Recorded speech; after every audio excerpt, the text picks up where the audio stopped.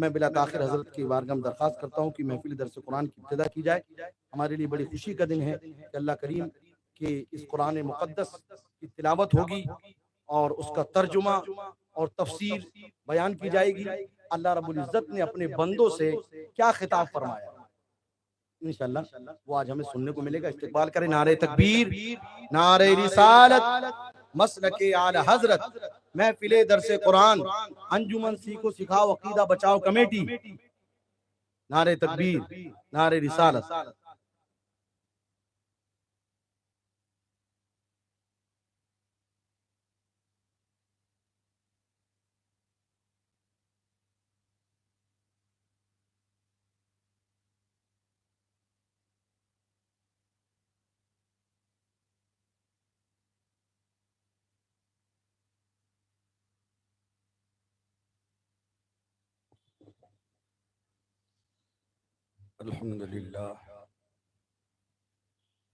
الحمدللہ رب العالمین، والصلاة والسلام علی سید الانبیاء والمرسلین سبحان اللہ وعلی آلہ واصحابہ اجمعین، اما بعد۔ اعوذ باللہ من الشیطان الرجیم، بسم اللہ الرحمن الرحیم۔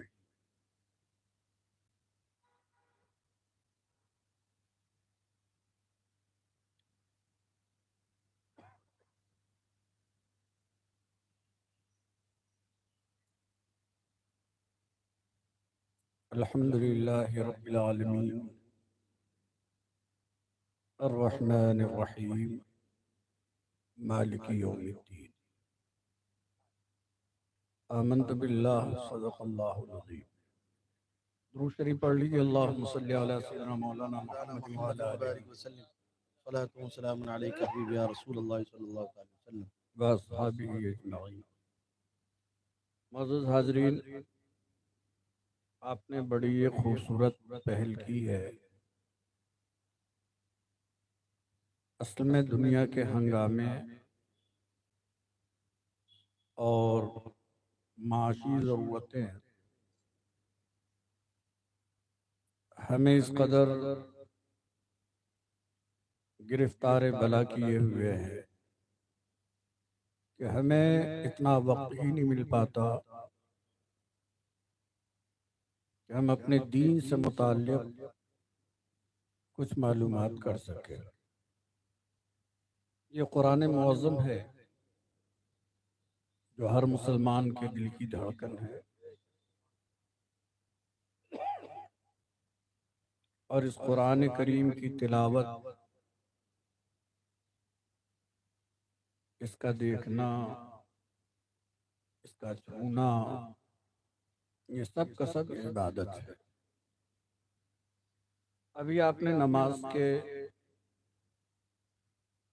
شرائط سے متعلق چند باتیں سماعت فرمائی۔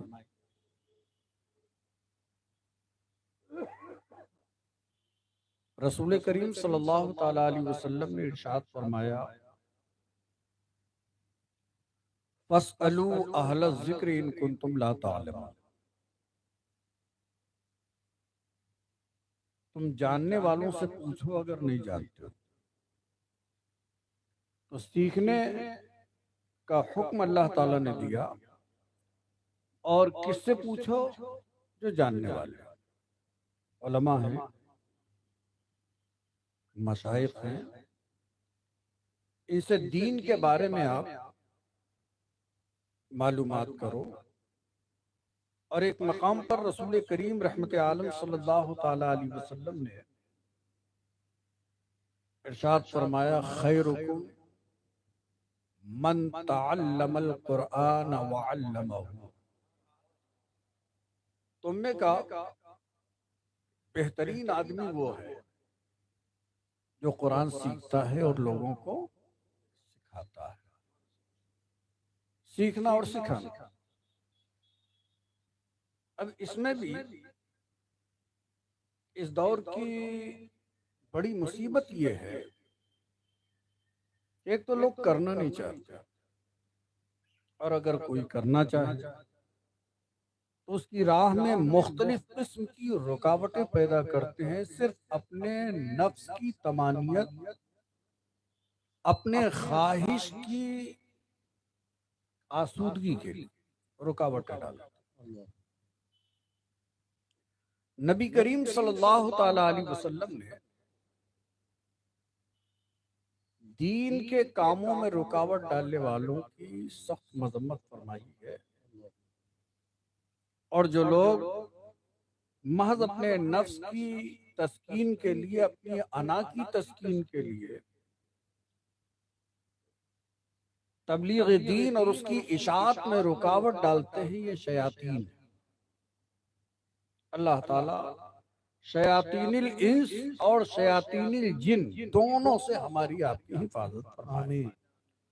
قرآن کریم آسمانی کتاب ہے، اس سے پہلے اللہ تعالیٰ عز و جل نے 4 مبسوط کتابیں 4 نبیوں پر نازل فرمائی۔ 4 کتاب حضرت موسیٰ علیہ السلام پر تورات نازل ہوا، جناب داؤد علیہ السلام کو اللہ نے زبور عطا فرمایا، حضرت عیسیٰ علیہ السلام پر اللہ تعالیٰ نے انجیل نازل فرمائی، اور دیگر صحائف صحف موسیٰ، صحف ابراہیم اور دیگر انبیاء پر صحائف اللہ نے نازل فرمائے۔ اب ان کتابوں کے نزول اور صحائف کے نزول کا جو منشاء الہی ہے وہ یہ ہے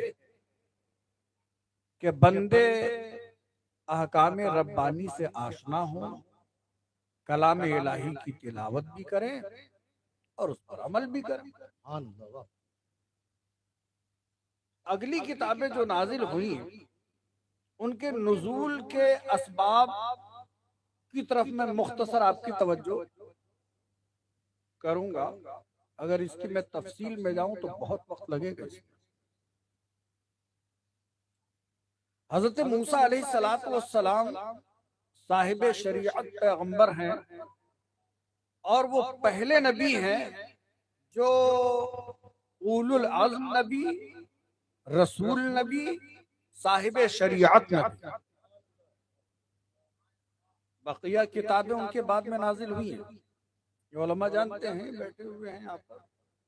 اور ویسے بھی الحمدللہ رتب و یابس علم غلم بیان کر کے لوگوں سے داد و تحصیل مقصد ہی نہیں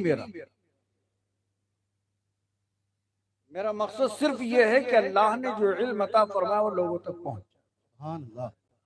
اس سے مقصد روپے پیسے بھی نہیں، کیونکہ ہمارا رزق اللہ نے جتنا لکھا ہے وہ اگر پہاڑ کے دل اور کلیجے میں بھی ہوگا تو نکل کر آ جائے گا، بے شک کوئی اس کو روک نہیں پائے گا۔ اب یہ الگ بات ہے کہ اس زمانے میں مزاج بن گیا کہ بھئی یہ ان کا کاروبار ہے، ہاں اس ذریعے سے اللہ تعالیٰ نے رزق حلال عطا فرما دیا، مگر ہم محض حصول رزق، حصول مال کے لیے نہیں۔ اور اللہ کا فضل و کرم ہے کہ جہاں یہ سلسلہ درس قرآن شروع ہوتا ہے تو لوگوں میں بیداری اور انقلاب پیدا ہوتا ہے۔ پچھلے زمانے میں سب سے پہلے صاحب شریعت پیغمبر حضرت موسیٰ علیہ السلام، جناب موسیٰ کلیم علیہ السلام کی بیعت بنی اسرائیل میں ہوئی۔ بنی اسرائیل یعنی حضرت ابراہیم علیہ السلام کے بیٹے جناب اسحاق علیہ السلام کے فرزند حضرت یعقوب علیہ السلام کی جو اولاد ہے انہیں بنی اسرائیل کہا جاتا ہے۔ ابراہیم علیہ السلام کے پوتے ہیں جناب یعقوب علیہ السلام، اور اسی بنی اسرائیل میں مصر شہر میں حضرت سیدنا موسیٰ علیہ السلام کی ولادت۔ اس زمانے میں جو فرعون تھا وہاں کا، بادشاہ کا لقب فرعون تھا، اس کا نام تھا مصعب بن ولید بن ریان۔ وہ موسیٰ علیہ السلام کے زمانے کا فرعون، بنی اسرائیل پر اس نے اتنے مظالم ڈھائے تھے کہ قرآن کریم نے اس واقعے کو بیان کیا، یذبحون ابناءکم ویستحیون نساءکم وفی ذالکم بلاء من ربکم عظیم، کہ وہ تمہارے بیٹوں کو قتل کرتا تھا، بیٹیوں کو باقی رکھتا تھا، اور یہ تمہارے لیے انتہائی دردناک عذاب تھا۔ تو حضرت موسیٰ علیہ السلام اور میں بنی اسرائیل کو فرعونیوں سے آزاد کرا کے لے کر چلے، فرعون غرقاب ہو گیا۔ اب اس کے بعد میں قوم نے موسیٰ علیہ السلام سے گزارش کی کہ اے موسیٰ تم اپنے رب سے دعا کرو کہ وہ ہمیں کوئی ایسی کتاب، ایسا جامع اصول عطا فرما دے جسے دیکھ کر کے ہم عمل کریں۔ بڑی لمبی گفتگو ہے اس میں۔ تو حضرت سیدنا موسیٰ کلیم علیہ السلام نے رب کے حضور عرض کی کہ مولا مجھے کتاب دے دے۔ سبحان اللہ۔ رب فرماتا ہے وَإِذْ وَاعَدْنَا مُوسَىٰ 40 لَيْلَةً، جب انہوں نے طلب کتاب کی دعا کی اللہ سے تو پروردگار نے 40 راتوں کا وعدہ فرمایا کہ تم اپنی قوم سے نکلو باہر، آلائش دنیا سے اپنے آپ کو علیحدہ کرو اور پہاڑ پر آ جاؤ، طور۔ سبحان اللہ۔ 40 روز وہاں آپ معتکف رہو، پھر اللہ تعالیٰ کتاب دے۔ اب اللہ رب العزت نے موسیٰ علیہ السلام کو کتاب دی، تورات۔ حدیث شریف میں آتا ہے کہ تورات مقدس زمرد سے لکھا ہوا یاقوت کی تختیوں پر کلام الہی، واہ واہ واہ۔ یاقوت کی تختیاں تھی جس پر زمرد سے لکھا ہوا تھا، اور وہ تختیاں اس قدر زائد تھیں اور اس کا بوجھ اتنا تھا کہ 70 اونٹ اس بوجھ کو اٹھا نہ سکیں۔ 70 اونٹ۔ اور جانوروں میں مال برداری کے لیے، بار برداری کے لیے اونٹوں کا انتخاب ہر زمانے میں ہوا، اور اہل عرب اونٹ کو اس لیے بھی پسند کرتے تھے کہ بغیر کسی سہارے کے یہ اونٹ اپنے پیٹھ پر بوجھ لا کر کھڑا ہو جاتا ہے، جبکہ دوسرے جانور بیٹھ جائیں اٹھ نہیں پائی۔ تو ریگستان کا جہاز ہے، 70 اونٹ جس کلام الہی کو اٹھا نہ سکے، حضرت سیدنا موسیٰ علیہ السلام وہ ساری تختیاں اپنے ہاتھوں میں اٹھائے اپنی قوم کی طرف آ رہے ہیں۔ واہ واہ سبحان اللہ۔ اب یہاں سے ایک نبی کی قوت ثابت ہوتی ہے کہ نبی کی طاقت ہمارے آپ کی طرح نہیں ہے۔ نبی جمال الہی اور جلال ربانی کی تجلی گاہ، اس کی اپنی قوت نہیں ہے، یہ عطا عزتی ہے، اللہ نے انہیں قوت بازو عطا فرمائی۔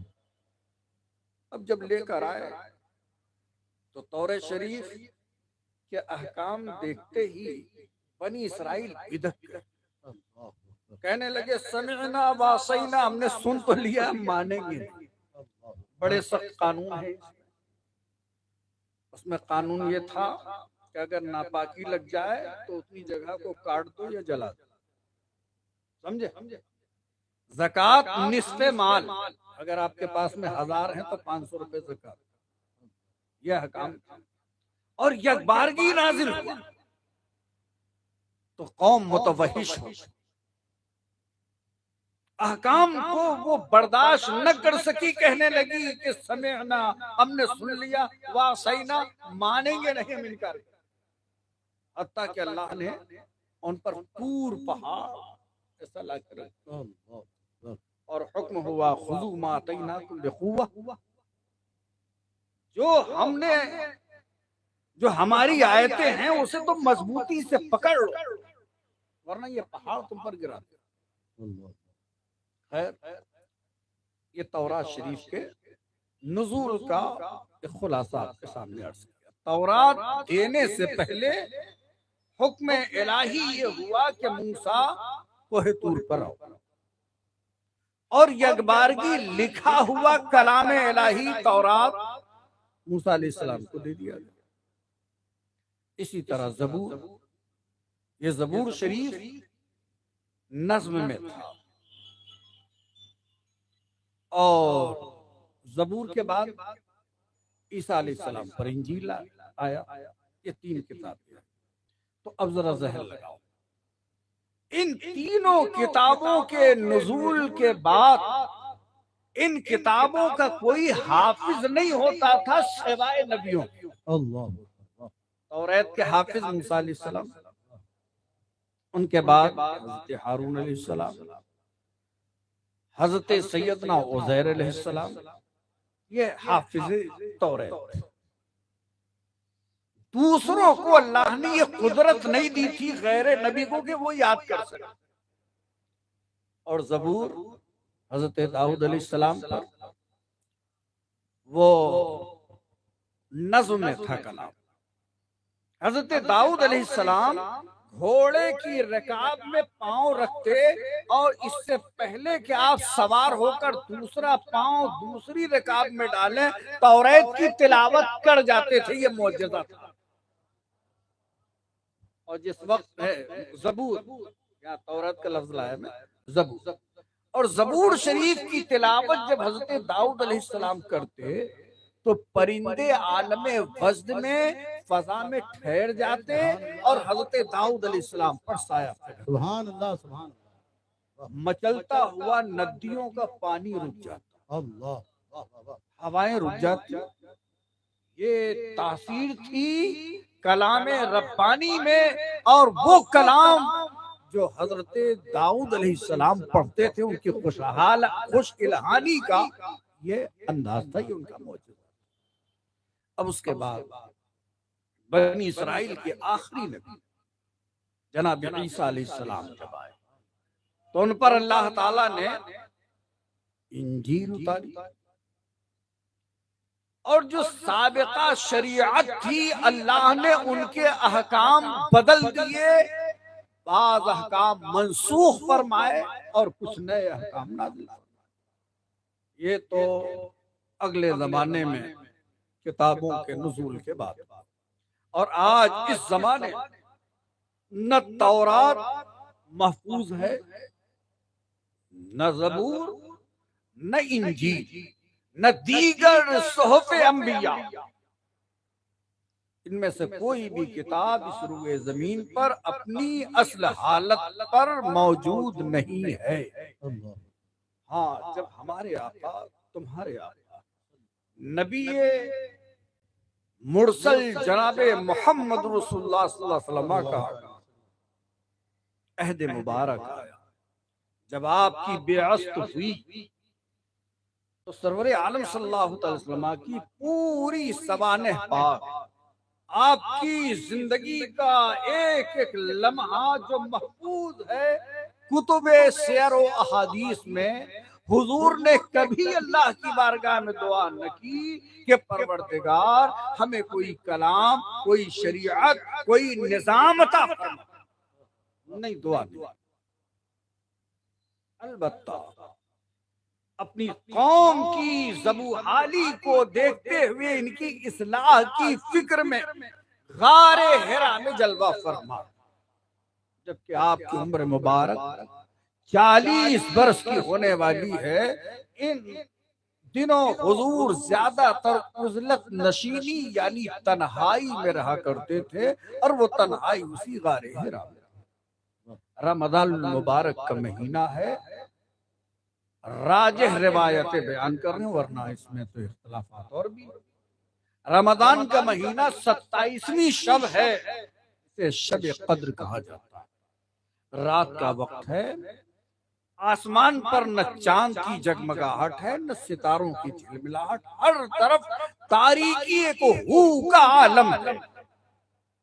اچانک انوار و تجلیات سے جبل نور جگمگا اٹھا، واہ واہ سبحان اللہ، اور اس قدر نورانیت پھیلی کہ اس غار سے حرم مبارک تک نور کا ایک سلسلہ۔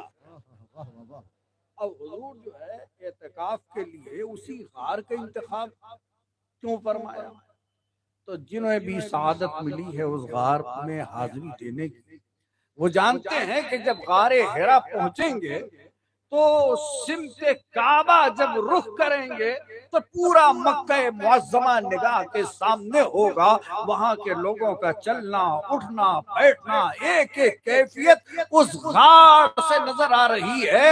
نگاہ نبوت وہاں سے اپنی قوم کی ایک ایک بیماری کا جائزہ لے رہی ہے، اس لیے کہ محمد رسول اللہ حکیم کائنات بن کر آئے ہیں، معالج وقت بن کر آئے ہیں، ایک ایک مرض کا مکمل طور پر جائزہ حضور لے رہے ہیں۔ نعرہ تکبیر، اب نعرہ رسالت، آقا کریم صلی اللہ علیہ وسلم اسی غار میں ہے، زمین و آسمان کے بیچ روح القدس فرشتہ جسے ذوالقوت المتین قرآن میں کہا، جسے امین کے لقب سے قرآن میں موسوم کیا گیا، وہ عزت والا، وہ قوت والا، وہ امانت والا فرشتہ جسے جبریل کہا جاتا ہے، سبحان اللہ، وہ زمین آسمان کے بیچ میں نظر آئے۔ رسول اللہ صلی اللہ علیہ وسلم کی بارگاہ میں حاضر آقا کریم صلی اللہ تعالی وسلم پر قرآن کی پہلی 5 آیتیں تلاوت۔ اقرا بسم ربک الذی خلق، سبحان، پڑھیں اپنے رب کے نام سے جس نے تمہیں پیدا کیا۔ اب یہاں بڑی دیر کے لیے ٹھہر، اگلے انبیاء پر کلام ربانی لکھا ہوا ہوتا، جیسا کہ توریت کا میں نے ذکر کیا، یا دیگر صحائف، مگر حضور سرور عالم صلی اللہ علیہ وسلم پر لکھا ہوا کلام نازل نہیں ہوا، پڑھا ہوا نازل۔ واہ واہ واہ واہ واہ، بڑی حکمت ہے اور بڑا رمز ہے میاں۔ اگر ہم آپ کو لکھ کر کچھ بھیج دیں، آج کل لکھے ہوئے کو بھی پڑھنا کوئی آسان کام، مشکات لکھتے ہیں اس کو لوگ مشکوت پڑھتے ہیں، کشمش لکھ کر بھیجا، کشمکش میں پڑھ گئے، لکھا ہوا اترا پڑھ نہیں پایا، لکھا ہوا دیا لوگ پڑھ نہیں پائے۔ اللہ نے اپنے نبیوں پر پہلے لکھا ہوا کلام اتارا، وہ انبیاء ہیں، انبیاء صادقین ہیں، جو اللہ کے علم سے جو حصہ انہیں ملا وہ خوب جانتے ہیں، احکام الہی پہنچائے۔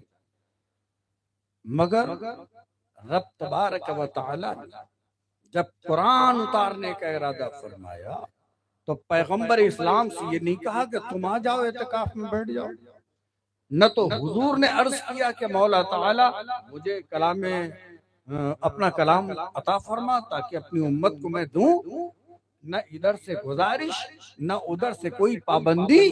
رحمت میں کہا پیارے تو جہاں رہے میرا کلام وہی آئے گا، سبحان اللہ، کہاں جائے گا وہی آئے گا۔ اب حضور غار حرا میں ہے، کلام، اور حضرت جبریل نے پڑھ کر سنایا اقرا بسم ربک الذی خلق۔ تو اس میں نہ صرف یہ کہ کلام حضور کو سکھایا، حضور تک پہنچایا، بلکہ کلام کے لہجے، کلام کا تیور، یہ سب تلاوت کر کے بتایا جا رہا ہے تاکہ کلام مصطفیٰ پیارے صلی اللہ تعالی وسلم اس کے جملہ اسرار اور معانی پر مطلع ہو جائیں۔ اسی لیے قرآن کی تلاوت کے اسلوب متعین ہے، قرآن کریم کے شد و مد کو ادا کرنے کا انداز مقرر ہے، قرآن کریم کے الفاظ کے مخارج متعین ہیں۔ یہ وہ کلام نہیں ہے کہ جیسا جی چاہے ویسا پڑھ لو، اس کلام کو پڑھنے کا ادب بھی قرآن دیتا ہے۔ وَرَتِّلِ الْقُرْآنَ تَرْتِيلًا، قرآن کو ٹھہر ٹھہر کر ایک دم لوگ چلے جا رہے ہیں۔ عوام کی بھی پسند کا کیا کہنا؟ رمضان کا مہینہ بولے ہمارے حافظ صاحب بہت اچھے ہیں۔ اچھا بہت اچھے ہیں ماشاءاللہ، ہاں کیا اچھے ہیں؟ ارے صاحب پون گھنٹہ نہیں لگتا، 1.5 پارہ بھی پڑھا، 3 وتر بھی پڑھا اور باہر کیا پڑھتا ہے 1.5 پارہ پون گھنٹے میں؟ یہ تو پڑھنے والے ہی ہے نا، یا تو اگر قاعدے سے دیکھ کر کے پڑھیں تو ہم سمجھتے ہیں کہ ایک پارہ 25 منٹ 30 منٹ سے پہلے مکمل نہیں ہو پائے گا اگر قاعدے سے پڑھا جائے تو۔ کیسے صاحب پون گھنٹے میں یہ سب ہو رہا ہے؟ اور یہ اچھا، اور ہمارے یہاں تراویح جلدی ختم ہو جاتی، تو بھیا تراویح جلدی ختم ہو جاتی، پہلے یہ دیکھو ہوتی بھی ہے کہ نہیں ہوتی؟ سب سے پہلے تو ہونے کا مسئلہ ہے۔ قرآن کو قرآن کے انداز میں پڑھو۔ رسول اللہ صلی اللہ علیہ وسلم پر قرآن کی 5 آیتیں نازل ہوئی جس میں پڑھنے کا حکم دیا گیا، ارشاد ہوا اقرا، پڑھو بسم ربک الذی خلق، اپنے رب کے نام سے۔ یعنی یہ تعلیم، یہ پڑھنا شہرت، ناموری، دولت، عزت اس کے لیے نہیں، اس لیے پڑھو کہ یہ تمہارے رب کا کلام ہے، اپنے رب کے نام سے پڑھو۔ اور جب رب کے نام سے پڑھو گے تو غلام ہوگے، امام بنا دیے جاؤ۔ سبحان اللہ۔ رب کے نام سے پڑھو گے مفلس ہوگے، تونگر کر دیے جاؤ۔ رب کے نام سے پڑھو گے اگر بیمار ہوگے تو شفا مل جائے گی۔ اللہ فرماتا وَنُنَزِّلُ مِنَ الْقُرْآنِ مَا هُوَ شِفَاءٌ وَرَحْمَةٌ لِّلْمُؤْمِنِينَ وَلَا يَزِيدُ الظَّالِمِينَ إِلَّا خَسَارًا۔ قرآن میں شفا۔ اب قرآن کریم کے نزول سے متعلق یہ چند تمہیدی کلمات جو غیر مرتب اس وقت ذہن میں آئے، میں نے عرض کر دیا۔ اب قرآن معظم کی پہلی سورہ جو ہے اسے کہتے ہیں سورۃ الفاتحہ۔ کیا کہتے ہیں؟ سورۃ الفاتحہ۔ سورہ فاتحہ، فاتحہ کا مطلب ہوتا ہے کھولنا، تو یہ سورہ فاتحہ اس لیے کہتے ہیں کہ اس سے کلام ربانی کی کتاب جو ہے کھل رہی ہے، یہاں سے تلاوت کا آغاز ہو رہا ہے۔ یہ ہے سورہ فاتحہ۔ اس سورہ کا ایک نام ہے شافیہ، سبحان اللہ، شفا دینے والی۔ اس سورت کا نام ہے شافی، سبحان اللہ۔ اس سورت کا نام ہے کافی، سبحان اللہ۔ اس کا ایک نام ہے وافی، سبحان اللہ۔ اس کا ایک نام ہے سبع مثانی، اس کا ایک نام ہے رقیہ، اس سورہ کا نام ہے۔ اس کے اور بھی بہت سارے نام، اور کثرت نام، کثرت اسماء، کثرت فضیلت پر دلیل ہے۔ یہ سورہ اگر پڑھ کر بیمار پر دم کر دیا جائے تو انشاءاللہ بیمار کو شفا ہو جائے۔ سبحان اللہ۔ سیدہ ام سلمہ رضی اللہ تعالیٰ عنہ فرماتی کہ ہمارے پاس جب کوئی بیمار آتا تو ہم اس پر سورہ فاتحہ شریف پڑھ کر پانی میں دے دیتے جسے وہ پی کر شفا پا جاتا۔ تو یہ سیدہ ام المومنین ام سلمہ کا عمل تھا۔ آج بھی اگر ہمارے ہاں کوئی بیمار ہو جائے تو اگر ہم صحیح طور پر 21 مرتبہ سورہ فاتحہ بسم اللہ شریف کے ساتھ، اور بزرگوں نے طریقہ یہ لکھا ہے بسم اللہ الرحمن الرحیم الحمد للہ رب العالمین۔ سبحان اللہ۔ بسم اللہ کی جو میم ہے اس کو الحمد کی لام سے ملا۔ اب جو لوگ چونکہ پڑھے لکھے نہیں ہیں تو کہیں گے یار قرآن میں الحمدللہ لکھا ہو، یہ الحمدللہ پڑھو۔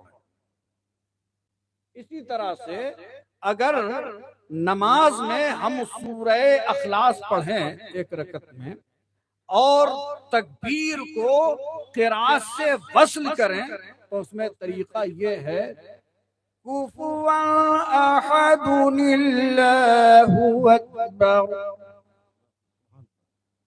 احد کی جو تنوین ہے اس میں نون ظاہر ہوتا ہے، اور اس نون کو اس میں جلالت کے لام سے ضم کر کے اللہ اکبر اللہ اکبر کہتے ہوئے رکوع میں چلے جائیں، نماز ہو جائے گی۔ مگر عوام چونکہ اس کو نہیں جانتی، عوام فتنہ کھڑا کر دے گی کہ مولانا نیا نیا مسئلہ لا رہے ہیں۔ تو یہ ہمیں کب معلوم ہوگا جب ہم پڑھیں۔ تو سورہ فاتحہ کو بسم اللہ شریف سے وصل کر کے اسے تجوید اور قرات کی زبان میں وصل کہا جاتا ہے، وصل کل۔ بسم اللہ الرحمن الرحیم الحمد للہ رب العالمین الرحمن الرحیم۔ اس طرح پوری ساتوں آیتیں والضالین تک پڑھ لیں 21 مرتبہ، اور پانی پر دم کر دیں، بیمار کو پلائیں گے انشاءاللہ شفا ہو۔ انشاءاللہ سبحان اللہ۔ ٹھیک ہے، یہ قرآن کی سورہ فاتحہ یہ سورۃ الشفا بھی ہے، اور اس پر ایک حدیث سن لو، پھر انشاءاللہ تعالی میں آئندہ اگر ملاقات ہوئی اور موقع رہا، آپ کا ذوق رہا تو انشاءاللہ تعالی بیان کروں گا۔ حدیث پاک ہے کہ چند صحابہ کرام کسی سفر میں نکلے، کوئی سریا تھا، یعنی رسول اللہ صلی اللہ علیہ وسلم نے ان کو کسی محاذ پر بھیجا تھا۔ وہ صحابہ وہاں سے واپس ہوئے تو ایک بستی سے ان کا گزر ہوا۔ جب اس بستی سے وہ لوگ گزرے تو بستی کے لوگ بڑے بد اخلاق تھے، اور ان صحابہ کرام کی ضیافت وغیرہ انہوں نے نہیں کی، بڑے بد اخلاق تھے۔ یہ صحابہ وہاں سے گزرنے لگے، اتفاقاً اس گاؤں کا جو سردار تھا قبیلے کا، اس کو سانپ نے ڈس لیا۔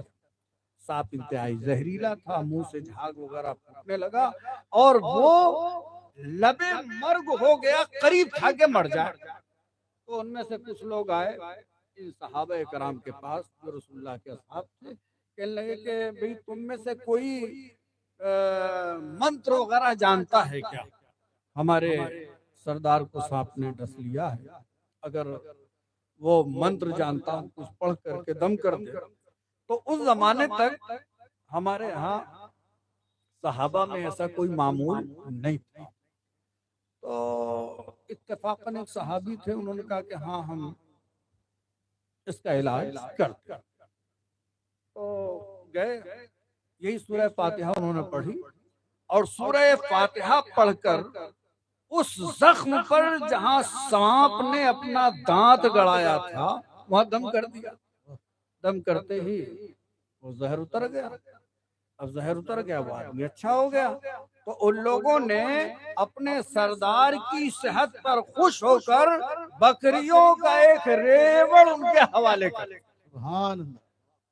30-40 بکریاں تھیں، حوالے کر دیا۔ اب صحابہ کرام میں اس بات کو لے کر اختلاف ہوا کہ یہ بکریاں ہمارے لیے جائز ہیں، یہ جائز نہیں ہے۔ تو لوگوں نے کہا لڑو مت، حضور کی بارگاہ میں چلتے ہیں، اگر سرکار جائز فرما دیں گے تو یہ مال ہے، اور سرکار کہیں گے کہ جائز نہیں ہے تو واپس ان کو لوٹا دیں گے۔ جب صحابہ پہنچے حضور کی بارگاہ میں عرض کی کہ ایسا واقعہ ہوا، تو سرکار صلی اللہ علیہ وسلم مسکرائے اور وہ بکریاں ان کے لیے حلال فرما دی۔ اب اس حدیث میں صرف ہمارا استدلال یہاں سے ہے کہ سورہ فاتحہ جب انہوں نے پڑھ کر دم کیا تو زہر جو آدمی کے لیے موت کا سامان بن گیا تھا اس کی تاثیر ختم ہو گئی اور وہ آدمی شفا یاب ہو گیا۔ غرض یہ کہ کلام الہی میں شفا ہے۔ شفا کی آیتیں ہیں 7 آیتیں، وہ جیسے میں نے پڑھی وَنُنَزِّلُ مِنَ الْقُرْآنِ مَا هُوَ شِفَاءٌ وَرَحْمَةٌ لِلْمُؤْمِنِينَ وَلَا يَزِيدُ الظَّالِمِينَ إِلَّا خَسَارًا۔ اسی طرح دوسری آیت وَإِذَا مَرِضْتُ فَهُوَ يَشْفِينِ، اس طرح یہ آیات شفا ہیں، انہیں پڑھ کر دم کریں۔ اللہ قادر ہے، وہ اپنے کلام کی برکت سے شفا عطا فرمائے گا۔ یہ تمہیدی کلمات تھے، اس میں نہ کسی قرآن کی آیت کی ابھی میں نے شروعات کی، نہ کوئی ترجمہ کیا، یہ صرف نزول کی تمہید تھی۔ اللہ اسے قبول فرمائے۔